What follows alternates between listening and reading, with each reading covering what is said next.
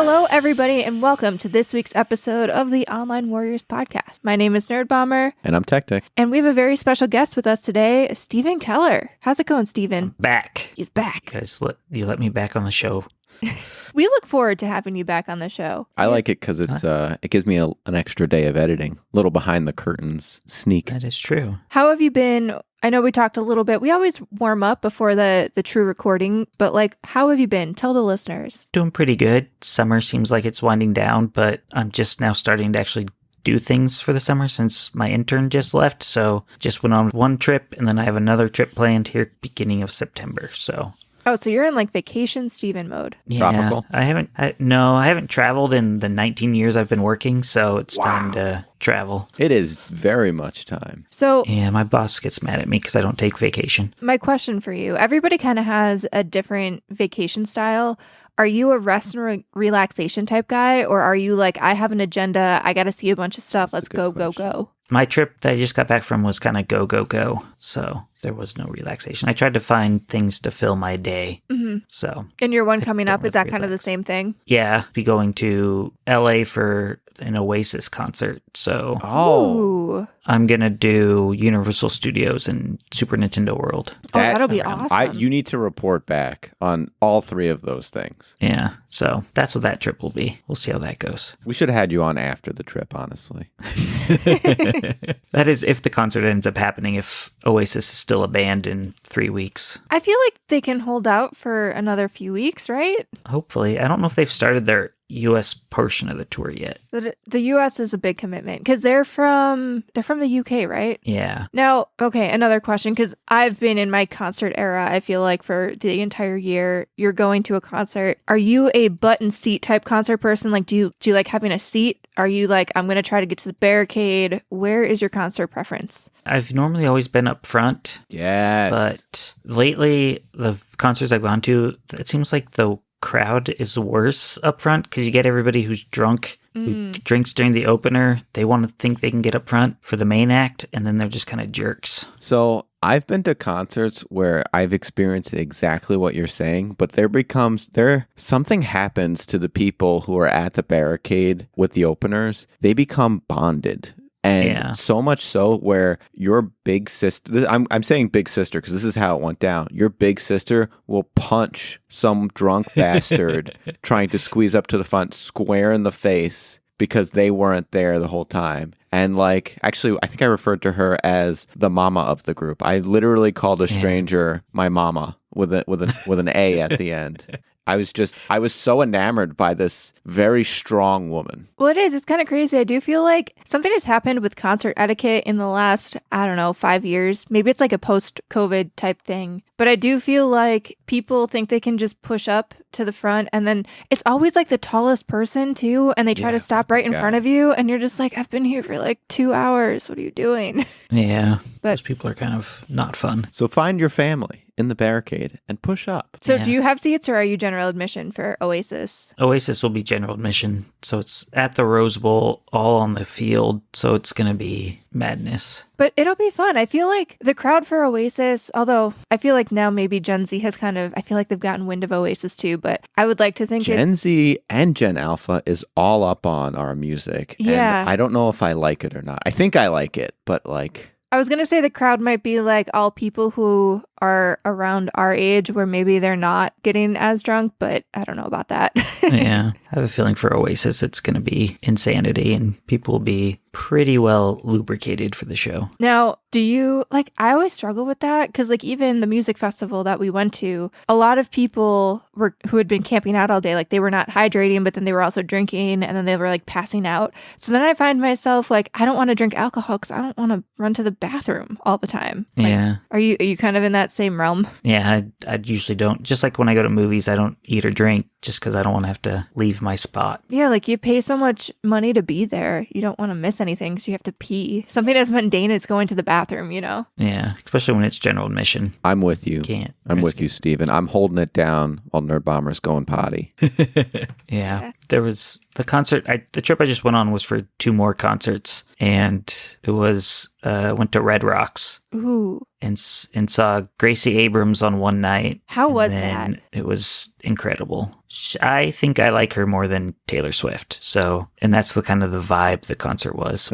She got through her vibe. whole set, no interruptions. Yep, Oh, no interruptions. Yeah, we were the sad crowd that got cut off by the lightning storm at the festival we were at. Okay. So she didn't get to finish her set. Womp womp. Yeah, they were filming. Apple was filming it, so they had like extra cameras and So you could be there on was a TV. Drone. I was pretty far back, so I don't know. You if I never would be. know. And then the next night was LCD sound system with TV on the radio. Man, what a great And lineup. So it was just like the first night was just high school, middle school, young girls with their parents. All like before the show started, their parents are taking hundreds of photos of their kids for put on their kids' social media. And then the next night was just 40 to 60-year-olds just getting high and doing all sorts of drugs. And Lots of diversity. it was definitely a different night. Well, it sounds like a blast. And honestly, Red Rocks, I feel like it's one of my bucket list venues that I would love to go to someday. I feel like it's just such a cool place to be. Yeah, that's what this was a bucket list check off. Thanks for getting me to be dragged to more concerts. Appreciate it. Yep. I just, over the weekend, we just maybe bought a few more concert tickets. And We bought them. Yeah. So Good work. we don't want to talk about concerts, I guess, the entire episode. We do have a bunch of news to cover. We have a few movie trailers. We have a really amazing video game that I know I'm itching to talk about and Steven is itching to talk about, and some Pokemon Go news as well. So let's get right into it with, we'll start off the episode with kind of like a movie and then game sandwich. So we'll start with the movies and let's talk about Swiped, which is the story of the Tinder and Bumble co-founder, Whitney Wolfe Herd. So this to me felt very reminiscent of The Social Network in terms of like the movie tone and style, and is basically going to be a biopic sort of movie about how she founded Tinder and then kind of got pushed out of her company by her co-founders and then pivoted to also create Bumble. And Lily James is the main actor playing Whitney Wolfe Herd, and this will be coming out September 19th on Hulu, but will be premiering at the Toronto International Film Festival about 10 days prior. So before we start talking about the movie itself, has anybody here had experience with either of the apps? Yes. Yeah, I've used both. Yeah, same. So which one is better?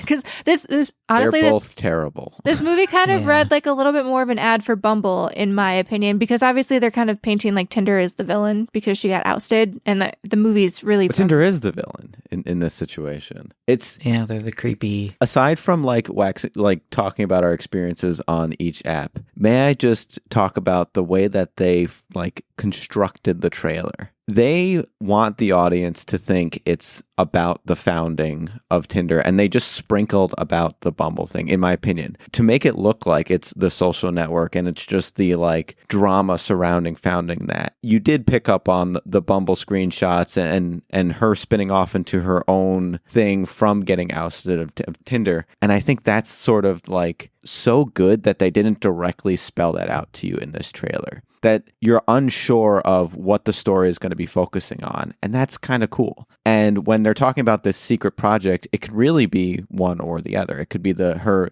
leaving to do Bumble, or it could be her getting Tinder up off the ground. And that's awesome. So I just wanted to wax poetic about the way that they put this trailer together, because I thought it was done really, really well. Now, what I find really interesting, I feel like we had a slew of like corporate backstory movies in probably like the last 5-10 years or so. We're talking about stuff like Air, there was like the Beanie Bubble, Tetris, all that kind of stuff. But I think what kind of sets this apart a little bit is that unlike those companies, Bumble and Tinder are relatively new in the scope of things. Like when you're talking about like Nike, that was, a brand that had a couple decades behind it before the founding movie was created. How do we feel about the fact that this is such recent history to kind of be unearthing into a movie format? I don't think I agree with you that I'd call it recent history. This is over 10 years old as far as history goes. And Is it really? yeah. I don't like that for And myself. in this fast-paced tech environment that we live in today, that's a huge amount of time, especially when you're talking,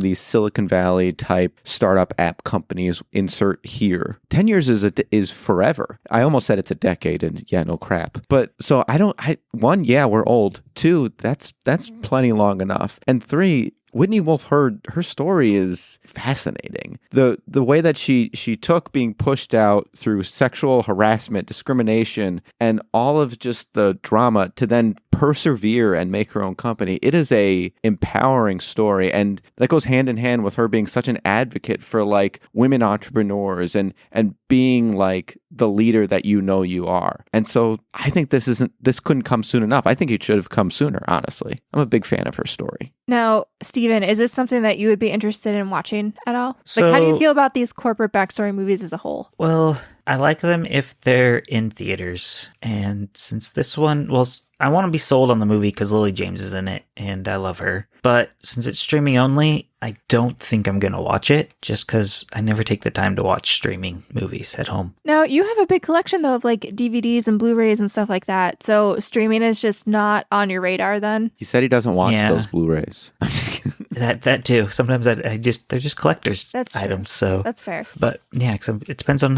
what games I have, and usually I watch movies at home if it's like research for a new movie that's coming out, like it's the new movie in a franchise type thing. Mm-hmm. I think this one should break your habit, and you should give this a watch first. And sorry, I'm waxing so poetic about this, but like even like the casting, I thought was fantastic. Lily James, if you like look up her side by side with Whitney Wolfe Herd, especially the way they did her makeup and everything for this movie, they look like they could be sisters easily. Like the casting was perfect. The story is like empowering and positive. Well, there's down parts, but like overall, it's like a good message. You should watch this.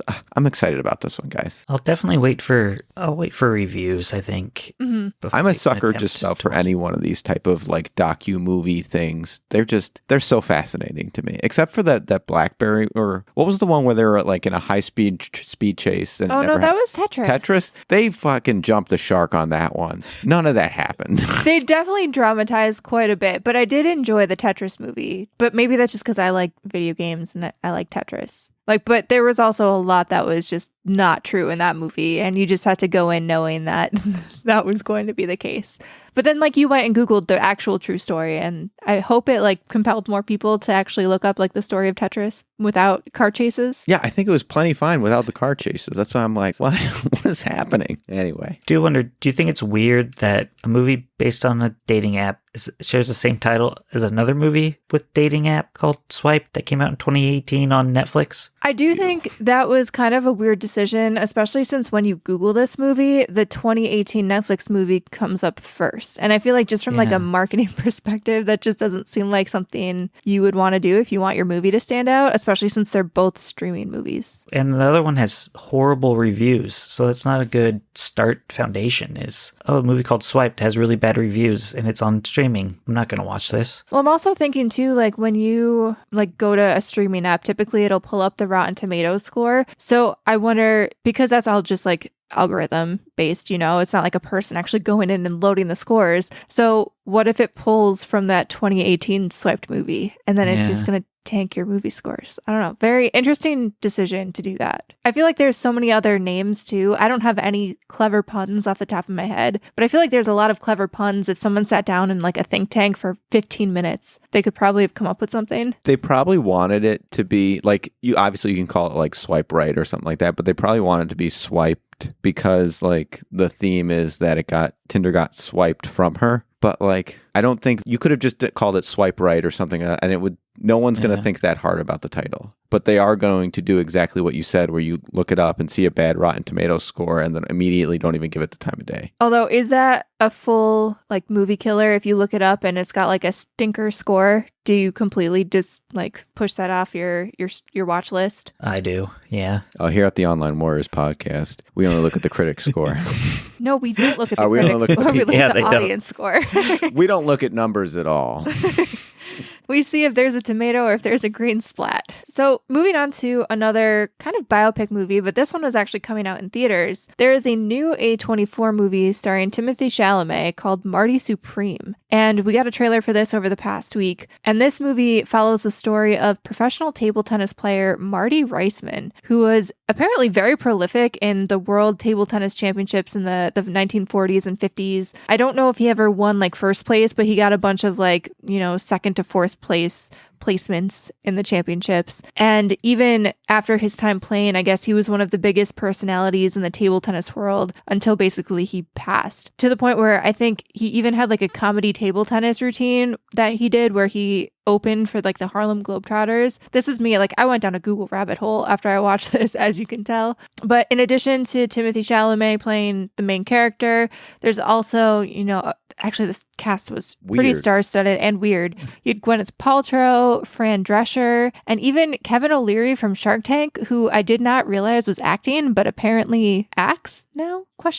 So apparently Tracy McGrady, the basketball player, is in it. And Tyler, the Creator. Yeah, there's a wide-ranging cast of actors in this movie. And they also make ping pong look like it's really, really intense. So this one is coming out Christmas 2025 in theaters. Have you seen Forrest Gump? It is intense. I mean, yes, but they made it seem like it was like a big deal on the national stage. And obviously I was not alive in the 40s and 50s, but I don't recall table tennis ever being really that big outside of like the Olympic runs. I want to point you to another movie, The Queen's Gambit, where... That's fair. But I thought chess was like worldwide pretty big. Both of these sports, I mean, ping pong's an Olympic sport. Both of these things are very big, but it's not the mainstream, like soccer, football, hockey. It's not those mainstreams because it's not your traditional athleticism thing, but they're big. Steven, this one is coming to theaters. This one is a biopic. It's got a crazy cast. What are your thoughts on this, and will you be seeing it? So I will see this movie because it's from A24. A24 always has bangers. Like they're always... Yeah, once I see their logo, it's all right. This is on my to-watch list. I also kind of buy every A24 movie, or I'm trying to, so it'll be on my shelf at some point. Mm-hmm. And it's also a ping pong movie, and at work, I play 2 to 3 ping pong games a day. Are you good? So, no, but we just play. There are cigarette breaks, so we just go and play in the break room. So I really hope this is like a 60s style break room where people take cigarette breaks and play ping pong, and there's just that thick cloud of smoke up on. Yeah, we just play while we're smoking. Yeah, absolutely. Exactly. It's the only way to play ping pong. So I got a question for you. With Kevin O'Leary in this movie, do you agree that they should have found literally anyone else because we're tired of, like, this guy's not an actor. He's just a billionaire that's on Shark Tank and kind of an asshole, and they just picked, hey, he's an asshole, so we're going to hire him to be an asshole. Do you agree that they should have picked a real actor? I never really watched Shark Tank, so I don't really know who he is, and being that this is a Safdie, it's one of the Safdie brothers making the movie, it's not that surprising that he did that. Like, they got Kevin Garnett for Uncut Gems. They just kind of get random non-actors to be in their movies. And I feel like sometimes it plays pretty decently. Oh, you're going to not like him. He's good at that. Right. Like, that's his whole shtick. He's the lovable jerk on Shark Tank. And there's tons of interviews where people are like, he's put this shtick on because he's actually just a regular jerk. And now people think he's the lovable jerk because of what his time on Shark Tank.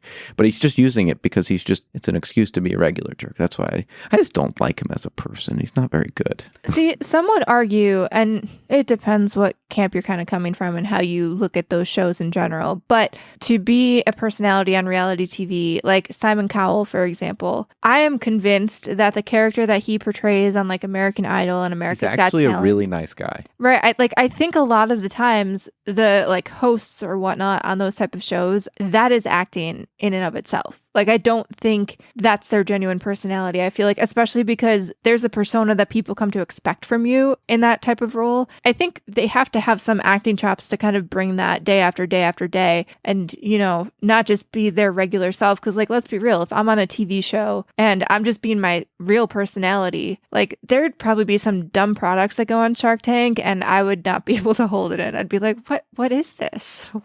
What are we doing here? So I feel like there's acting to be had there, and it's probably why maybe it won't be as big of a leap as we think it will be. And then my next question is, this is set to be released on Christmas. Does that seem right? It's an Oscar bait movie, so that's why. Yeah. Okay. I feel like Timothée Chalamet, A24, they're going for something for Oscars. Yeah, I feel like Christmas is always the time when these type of movies come out, so this feels very on par on brand. I just don't think ping pong and Santa Claus go hand in hand. But with the Oscar bait comment, I agree. So you're a big, I thought you're a big Christmas movie person, right, Steven? I'll go see them. Usually on Christmas, I'll go see a movie. So I don't know what else is up on Christmas this what year, else? but is this going to be on your short list to watch on Christmas? Yeah, it'll be up there on the list. Mm-hmm. It's crazy to me. Like, Christmas is really 4 months away, but I feel like it's going to be here before you know it. Better start decorating now. Next, we got what looks like Zootopia 2. I'm honestly kind of jazzed for Zootopia 2. Does that make me weird? Yeah, I'll see it. It's just $8.24, and that's all I need. Mm-hmm. The thing I think's weird is, Zootopia's Thanksgiving. This movie is A24's most expensive film, which I don't get that from the trailer. The cast. Yeah, I'm just surprised they just didn't, you look at, because it passed Civil War, and I'd figure, those war-type movies with visual effects would be more expensive. Mm-hmm. Although Civil War did have a smaller cast. I mean, obviously big names for sure, but if you think about how many characters they actually followed, it was really probably under it was 5 characters, I think, consistently throughout the entire movie. So it looks like Christmas is kind of weak this year. We get Anaconda. That's what we get on Christmas. Interesting. So, and now this is kind of going to offshoot, but then bring us into the next topic. I know you're a big Jurassic Park fan. Anaconda, it's not the same, obviously, but reptiles, and it was a big action movie back in the day. Yeah. What are your thoughts on that franchise? I'm worried, since they have Jack Black and Paul Rudd as the leads, that the comedic aspect of it is what's going to ruin it. Mm-hmm. I can't remember if it was Anaconda or Python, because those came out around the same time, but one of those movies was my sexual awakening. I don't remember Really? which one. Yeah. I'm so Anaconda would have been because of Jennifer Lopez. I don't remember which one, but there was the first 4 minutes of one of them. It might have even been a sequel. There was a booby scene, and they got eaten. Anaconda. Yeah, I feel like maybe that That's was not- Python. It's got to be Python. Looking at Python, I never even seen this movie. I think it was Python. Yeah, Googling it and seeing the cover of the VHS, if I may. Yeah, it was Python. So, on that note, I'm going to snake on over to our next topic. Jurassic Park Survival got a behind-the-scenes look. It was about a 5 to 6 minute video a few days ago, taking us basically behind the scenes with the developers, talking about the new Jurassic Park-centered first-person game. And this game is going to be set right after the events of the first Jurassic Park movie, and you're a scientist who gets stuck on the island and has to survive. And this one is being made by Saber Interactive. And one of the things that really stood out to me as I was watching this behind the scenes was how closely it seemed like they worked with the filmmakers to make sure that the movie looked exactly, or that the game looked exactly like it was in the first movie. They talked how they even got details correct down to props and how they were positioned on desks. And even their focus on recreating the dinosaurs down to their physics so that they moved realistically within the space of the world just made me really hopeful for this game. And I know, Steven, you're a huge Jurassic Park guy. Are you super excited for this game? Because I know there's been more Jurassic Park offerings, I feel like, in the past decade. The Jurassic Evolution games, and even I think there was the Telltale game, maybe. There was a episodic Jurassic game at one point, too, that came out recently. Yeah, that was Xbox 360 era. Oh, I'm just feeling so old today. Everything I'm like, oh yeah, this was just yesterday. And you guys are both like, no, that was a decade ago. Yeah. But are you stoked for this? I'm excited for it. I mean, I'm not a big first-person game type of guy, but I feel like with the survival horror type games, you kind of need to be so you can get immersed in the scares, just like Alien Isolation. But so just being in the Jurassic World environment just makes me excited for this. Plus, it's dinosaurs, and problem with the games we've been getting are they've just been the park builders, which aren't that interesting to me. So that's why I'm glad we're getting a game that's kind of outside that. Yeah, and it seems like it's going world to have its own story. I even liked, in this behind the scenes, they talked about how they're fleshing out the world. And I feel like in the park builders, even you're building the park, so it doesn't feel like it's authentic necessarily to the movie experience because it's whatever you want it to be. Whereas I feel like maybe because they're working so closely too with Universal on this, the new buildings and areas of the park that you kind of see or have to assume exist just because how the park is described in the movie, you'll actually be able to explore. And I'd hope that, I don't know if I want this to be open world survival-y. Like I want it to be a more narrowed down, kind of like linear type of experience, but I hope they give enough opportunity to explore all of the different aspects of the park that you see from afar, but really you don't really get exposure to in any other medium. They specifically said that you're going to have the ability to explore new facilities and locations that were like sort of there, but were in the background, or and if you wanted to look in the movie but you couldn't. In this, you could. There's going to be new areas, new facilities, all these things that you can check out. So they will have that. And they also said they're obviously going to recreate some of the iconic scenes that we get from the first movie. Like, obviously, it's not going to be the characters from the movie because you're playing a new character, Maya. But, like, one thing that they focused on was that they're recreating that iconic raptor kitchen scene from the first movie, which is, to me, probably one of the most iconic movie or moments in, like, movie history ever. Like, I remember watching that as a kid, and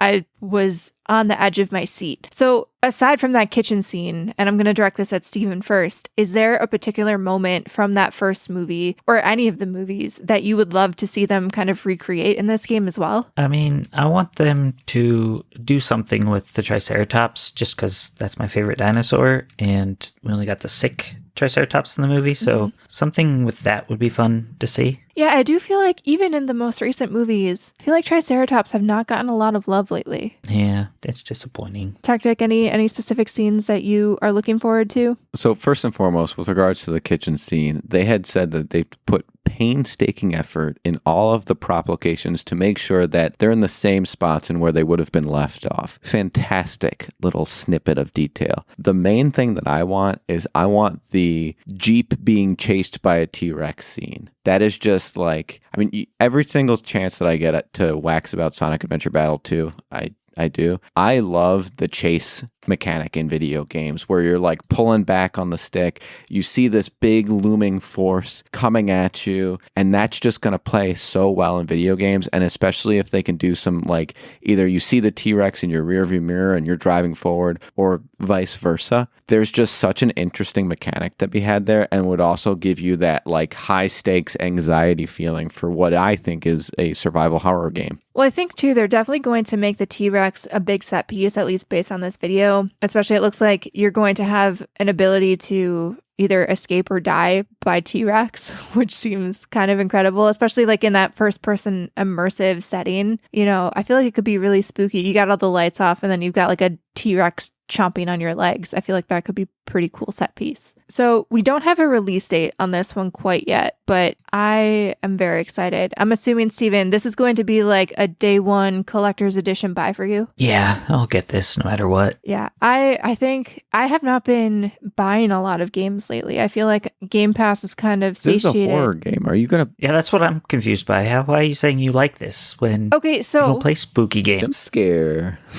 Dinosaurs don't spook me out. Like, to me, I get that it's a survival horror game, but when we're talking about like Jurassic Park and dinosaurs, so first of all, the setting and being able to revisit such an iconic franchise and movie, because like, don't get me wrong, the Jurassic World movies have been great, and like you get to relive a different storyline, etc., but there is something about the OG Jurassic Park movie that I feel like shaped so much in cinema, and also because it came out when I was a kid, like it just kind of shaped how I view movies. And I get that there's a lot of tension, but I don't know if I would call dinosaur chasing like horror. The things that I don't like in horror games are more like spooky ghost, zombie, creepy, crawly things. And like a dinosaur is scary, but it's more like action scary. And I can live with that. Like, unless they come out with like dinosaur ghosts, which then... So did you play Alien Isolation at all? Or is that... Okay, but that's an alien. That's not a dinosaur.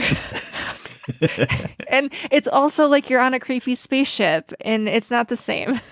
Like, one feels like an animal that I could maybe see in real life. Like, I get that dinosaurs are extinct, etc., but it's kind of no different than if you're out in a jungle being chased by like a tiger kind of deal. Like, let's be real, a raptor versus a tiger, not that different, kind of. But like an alien, then that just opens my mind up to like what other things are lurking out there in the universe that are going to come get me. And like, that's a whole different thing. It's a whole different thing. Okay, I'll allow.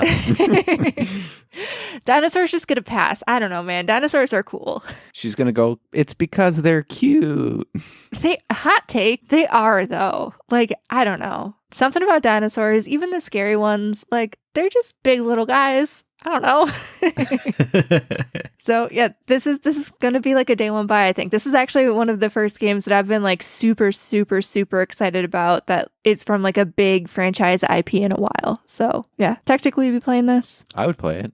If you're buying it, chances are I'm going to be forced to play it. Eventually I will get scared and be like, can you help me finish this? All right. So before we move on to our final news topics, we are going to take a little bit of a break. You know, this is super great. I always love when you're on the show because I get to shout you out and thank you in person. So we're IRL. Yeah, IRL. Yeah, I don't have to take a bow while driving. I think it's dangerous. Take a bow. Take a bow behind your microphone. Yeah, just hit my microphone.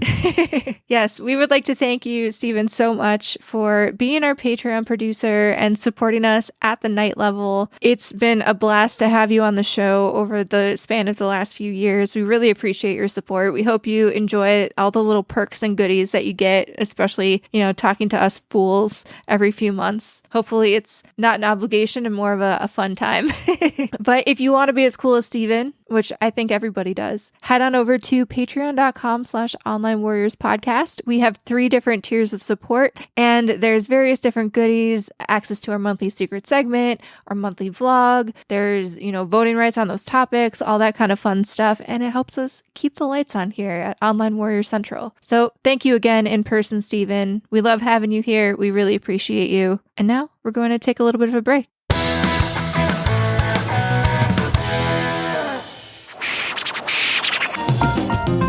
I'm Ryan Fonzie. This is Cameron Hagee. My name is Tony Giggles. And we're 3 dudes who love The Legend of Zelda and love talking about The Legend of Zelda. And if you are a Zelda fan as much as we are, then come on down and listen to your heart's content. We have a podcast that we'd like to share with you. It's called A for No, B for Yes. We cover the Legend of Zelda series, different games chapter by chapter, and we have all kinds of theories about what we see and what we've experienced in the game. Do you go through Wikipedia and look up stuff based on the things you see in the game to create theories to how it could link to other things in the world that we actually live in, and not the Zelda one that was the one that was created by the people that are in the world that we actually live in right now? Because if you don't, then you should watch this, because we do. Did you guys get all that? If not, oh, you didn't. Okay. So we are A for No, B for... All right, I'll stop.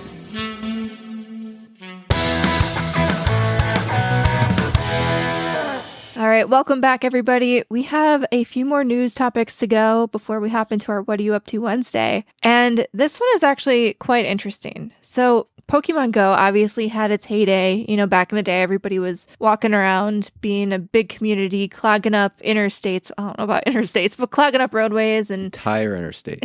areas to convene around PokeStops and gyms. And if you're not familiar with Pokemon Go at this point, essentially it's an app game where you walk around and on your real map, they've basically dropped like fake virtual gyms where then you congregate and you can catch Pokemon along your walk, but you can also do battles with gym leaders, and you want to find PokeStops because that'll give you more Pokeballs to catch Pokemon. And typically, PokeStops can't be located on private property. They're usually in public locations that are easily accessible by the public, but you can, over the last few years, they've opened it up where you can submit new locations to be PokeStops with those, you know, regulations in mind that they have to be safe areas, public, etc. So the news coming out is that one player actually got their neighbor's house officially added as an in-game PokeStop. So they found a loophole because their house was designated as a historic location that Pokemon Go actually approved it. And so they can sit from the comfort of their couch and collect resources at the PokeStop without having to walk at all. See, but this is because that house was built by a former legislature. So it's not like everyone can just make a PokeStop for their convenience. You need to have like these extenuating circumstances for private property to become a PokeStop. And even then, you still run the risk of Niantic being like, hey, you're breaking the rules of engagement,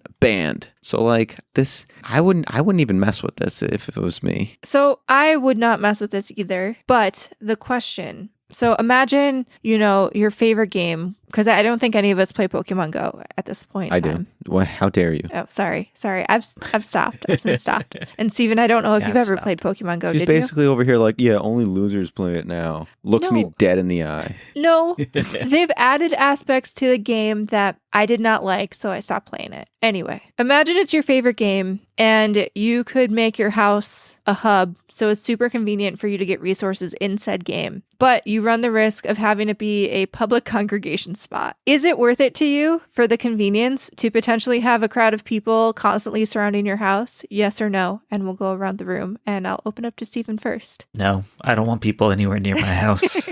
Stay away. That is where I fall. Like I get the convenience aspect, and there have been times when I wished that, like when I was playing Pokemon Go, that I was a little bit closer to a public stop, but I don't want people coming to my house. No, thank you. Go is in the title. You have to go somewhere. It's not called Pokemon Stay. Right. I like that. Yeah. You should not be sitting on your keister. You got to get up and walk around. Techtic, how about you? I would say 2 houses down would be nice. They're far enough away where there's not like a loitering of children, but also close enough where when I go to take the dog out for like a brief little cold poop or something in the dead of winter, I can still get my spins in. That is fair. I feel like Pokemon Go was always something that I played very cyclically because during the winter, I'm not going out there.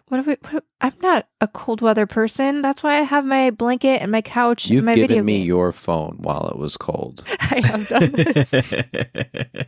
I have indeed done this. So I guess, yeah, I don't think any of us are at the point where we would find this worthwhile, but somebody did. They found it worthwhile enough to find a loophole and make their neighbor's house a PokeStop. So I guess good for them. I hope they don't get banned, but yeah, good for them. I will say that when you've proposed this article, I saw the title and was like, oh, they did something nice for somebody who has like a disability where they can't leave their house. But no, this is just someone trying to be lazy. Yeah. And so it feels weird. Although that would be a really interesting concept for, and you can patent this right here. Like if Niantic hears this, they can reach out to you and, I don't know, cut you in on the deal. But it would be really nice if they did something nice like that for people who had disabilities and couldn't get out. Because Pokemon Go, I get that, like you said, the whole idea of the game is to get out there and go, but it is, you know, a community building type game. And if you are homebound, it's basically impossible to play unless you're willing to sink a ton of money into it. I'd say that the like deaf child in area or child with disability signs, those are public property and an important neighborhood gathering spot. So start putting in requests for those. 1, it'll help your neighborhood, and 2, it'll help whomever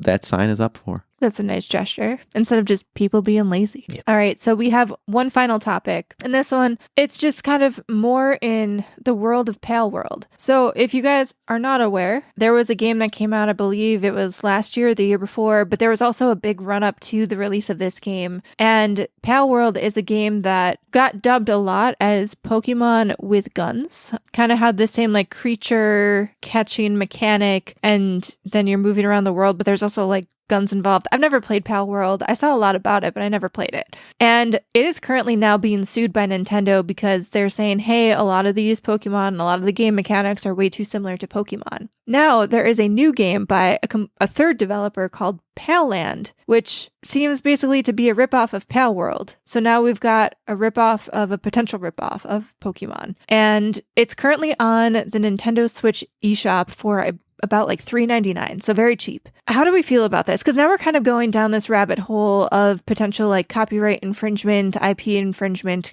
deal. And like, how far could this go? How far do we think Nintendo is willing to go? Like, are they going to go after Palland's developers now? And like, we've seen how... I think they should remove Palland from the eShop from a number of reasons. 1, if you watch the gameplay of Palland, it does look a bit like AI slop, like a lot of the characters and things like that. 2, they had just announced that they're doing a lot of work to tighten up the reins on their eShop from like the bundles and like poor descriptions and hate speech and all this other stuff. This should also kind of fall in that umbrella of just like risky stuff on their shop that's going to blow back on them. Just remove it from the shop, say, hey, you know, it missed our algorithm, my bad, and call it a day. To keep it on there is, 1, going to definitely impact their current lawsuit against Pal World, and 2, like I said, it's kind of a janky looking game. It's not worth the fight. Steven, any thoughts on this? Any experience with Pal World at all? Well, I don't really have experience with Pokemon, so then I have even less experience with Pal World. And even less with And Palland.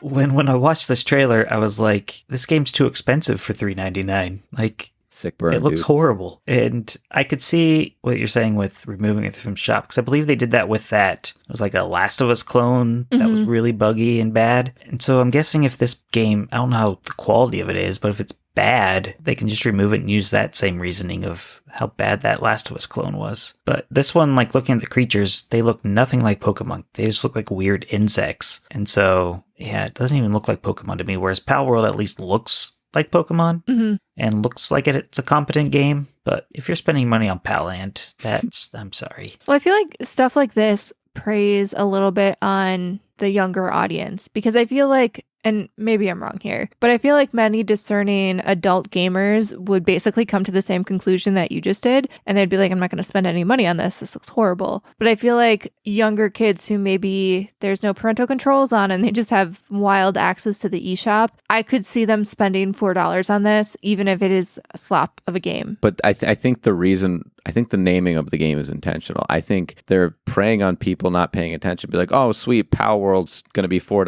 I'm going to buy that. And then go, what the hell is this garbage? And it's again, going back to that predatory marketing, which they put a whole big stance on that they're going to be removing. Yeah, really, really, really icky to me. So hopefully this does get taken down. It looks bad. Sorry if you are one of the developers. You can't convince me that you spent much more time than like running stuff through an AI on this, because it doesn't look very good.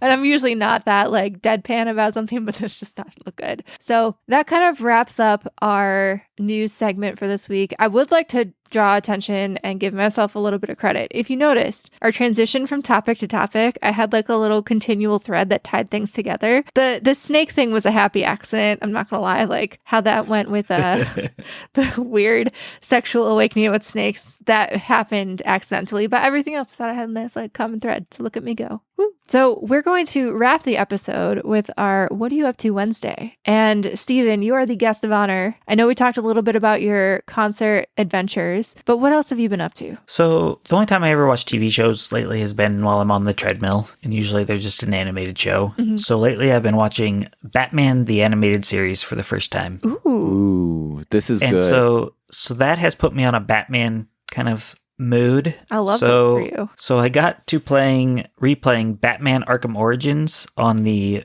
PlayStation 5 with their PlayStation Plus most expensive tier where you can stream certain PS3 games.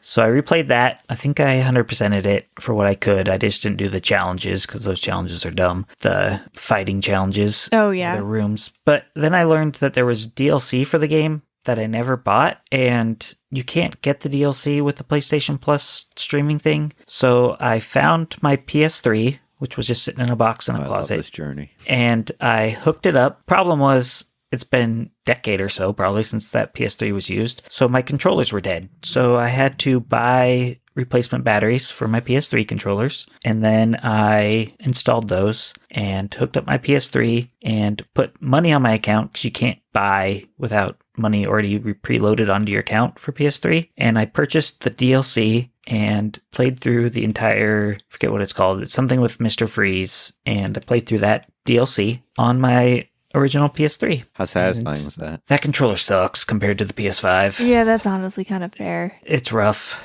So Also, I think I messed up the button, like when I was putting in the batteries, I think I messed it up somehow where the counter button didn't really work. And in those games, you kind of need the counter button. So that was kind of a struggle. I will say that was my biggest beef, aside from like in retrospect, the ergonomics not being super great. The fact that the batteries were built in and they weren't easily accessible. I feel like they should have made it where you could replace those batteries without messing up potentially buttons and how your controller functions. yeah, Yeah, Xbox did it it was- right there. Although they were... I like the rechargeable, but yeah, not when it's 10 years later. So I want to go back to the Batman the Animated Series. Are you aware of the rules that the animators had to follow when making that series and the clever workarounds that they did? Like, you can't have blood, you can't have death, and those kind of things. I don't think I know all those rules. So a common one that the general public is aware of is the Joker. When he kills people, that he was supposed to just kill them, but the workaround was with his toxin was that creepy smile that they're stuck with, so that, hey, they're not dead, they're just permanently Joker-fied, which is so much worse than just killing them, because that is horrific.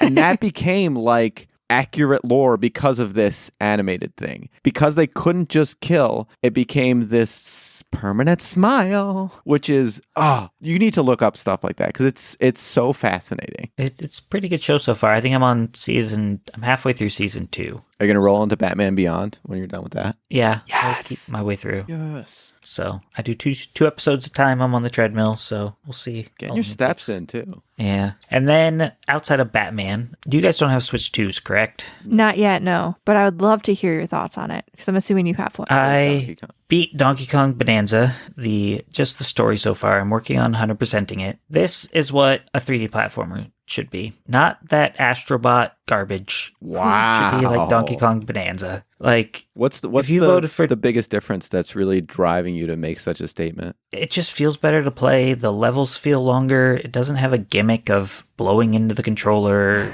getting all these weird PlayStation nostalgia bait. Like, it's just fun. Like, it's hard to put down. Everywhere you look, there's something to do. There's like a banana. You'll notice a banana that you have to go get, which some of the bananas are done through challenge rooms. Some of them are just there out in the open, and you just got to figure out a way to get to them. Just, it feels so satisfying just beating up the terrain and just digging and finding treasures in the ground. Like, I don't know what it is, but you can just sit there for hours and just dig and punch, and it just feels incredible. So do you think this game is the Switch 2 console seller? Not that like it needs a reason to be purchased, because I feel like they already said that it's breaking some sort of records in terms of console sales. But do you think this is like big enough to warrant the purchase of a Switch 2? I would say so. If they would do something with Mario Kart to make it more of a longevity game, which they haven't announced anything for. But yeah, as a single player experience, this is definitely the game to get on that console. Man, I'm very excited. I know eventually we will be getting a Switch 2, and this is definitely one of the first games on my list. I mean, even from when we saw the trailer, I was like, this is right up my alley. And I like Astrobot, so no Astrobot shade needed for me to appreciate Donkey Kong. Like, even when in the post game, the challenge areas, they actually are challenging. Mm-hmm. Where I didn't feel like Astrobot was that challenging. So I haven't done the new ones that they've released in the last couple of months, but on Astrobot, but Donkey Kong ones, they took me a while and got me sweating. And overall, like Nintendo Switch 2, how it feels in hand versus Nintendo Switch 1, do you think it's a big enough leap? Yeah. I think the screen, I was rocking the original Switch 1, like the launch day. So like I never upgraded to the OLED or the little weird bump they did midway through or a light. So the screen being way different, it being brighter, it's definitely snappier. There's a game I have where it was a Metroidvania, and I had to quit playing it because on the Switch 1, it would stutter like every 15 seconds. Mm-hmm. And as a platforming Metroidvania, you can't have that. And I fired that game up on the Switch 2, and it's just buttery smooth. Like, there's no jank. Like, it just feels good. So just even and that never got a patch for the Switch 2. So just the fact that just the hardware itself helps it run better is very nice. Solid sell. Yeah, we're still rocking the OG Switch 1 as well. So it sounds like it would be a pretty good upgrade for us. Hint, hint, wink, wink, Techtic. Calm down. And the magnets feel nice with the Joy-Cons. And the Pro Controller is the big one that everyone notices, is when you move the sticks, there's no noise. It's just like you're playing on clouds. Mm-hmm. Like, it feels so good. So I'm a sucker for a good controller. We'll see what Santa says. And then the other one I've been playing on the Switch 2. I'm not allowed to talk about it because it's a closed beta, but it's a certain sports franchise that comes out annually. Ooh. Of a sport that I like to play. And I'm not going to say it out loud, but I know where you're going with this. And I'm not going to pick it up on the Switch 2. Oh, okay. I will pick it up on the PS5. Because the controllers feel better. No, because the menus are super slow on the Switch 2. Yeah. I do. That's still. I mean, When I compare the Switch to, like, when I compare the Switch in general to the likes of like PS5 and Xbox, there are certain games that you just know are going to run better on the PS5. You just know it. Nintendo just has a way of knowing how to do games on their consoles and make them run great, whereas other developers just don't seem to have that magic.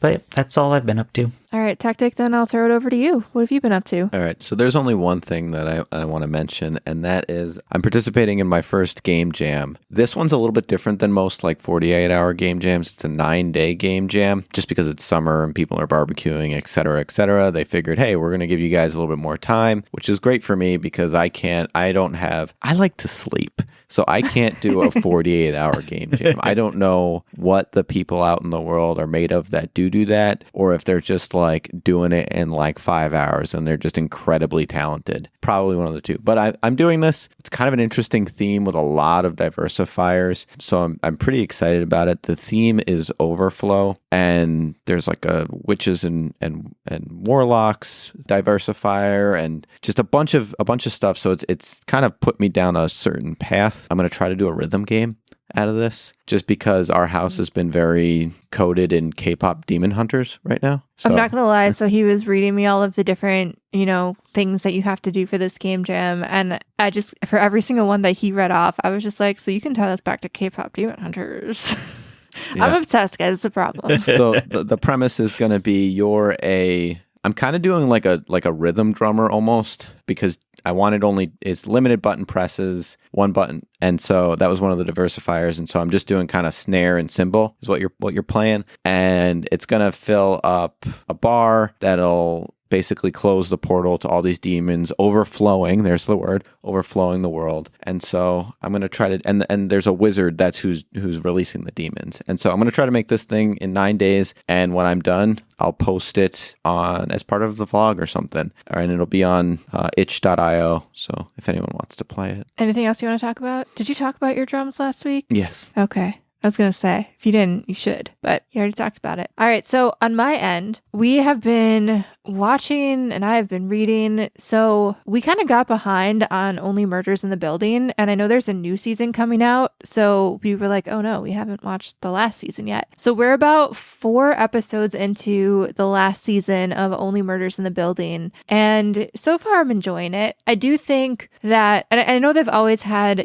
big movie star and like celebrity guest spots, but I do feel like this season there's more than any other season. And I feel like it's kind of starting to feel a little heavy-handed in that regard, but it's still very entertaining and I'm still enjoying it. And it's always fun. Like there's not a lot of mainstream mystery type things that aren't like cop shows or something like that. So I feel like it's been fun to try to like puzzle together, Techtic and I, as we're watching the episodes, who's possibly the murderer in the building this time. So we're halfway through that season. And then the big thing that I want to talk about is I read the new Taylor Jenkins Reid book called Atmosphere. And I don't want to really give too much away, but essentially the book is framed around some of the first fictional, in this case, women pilots to start working and serving as NASA astronauts back in the day. And the main character is kind of faced and put in this predicament where she's mission control for a mission where somebody that she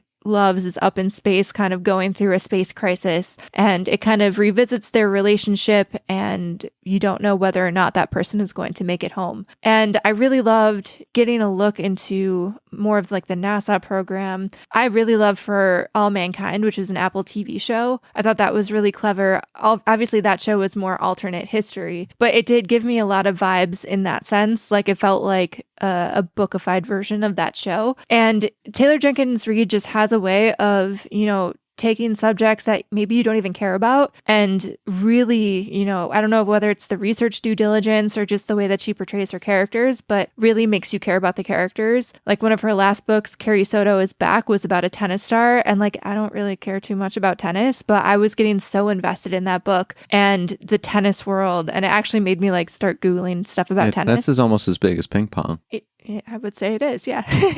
But yeah, this book was incredible. It was a 5-star read and probably my favorite book that I've read so far this year. And I've read pushing, I think, 20. So I feel like that says a lot, and I would definitely recommend it. If you need a good beach read, if you need something that's kind of like a gut punch at times, very emotional type book too, man, it was so good. I can't wax poetic, as Techtic was saying earlier. I can't wax poetic enough about it. So definitely recommend. And I've also been playing a little bit of the guitar, but TBD on that. I'm not very good at it, but I've been dabbling again. Acoustic or? So I've been playing acoustic. I taught myself acoustic when I was like 15, and I always kind of have my acoustic guitar out and I'll pick it up here and there. But with Techtic having his drum set, I got out my electric guitar, which I tried to teach myself and quickly realized was a lot harder than acoustic back in the day. And then I kind of set it down on a shelf. But I'm getting back into it. And I have to play songs at like a quarter of the speed that they should be. But I feel like I'm making some strides, making some progress. And I'm having a good time. All right. Well, do either of you have anything else you would like to say to the listeners before we log off for the day? I think I'm good. Cherish these last few warm days because fall is coming, folks. Fall is coming. It's on the horizon. Get ready for pumpkin spice season. And until then, everybody keep safe and keep on podcasting, and we'll talk at you next week.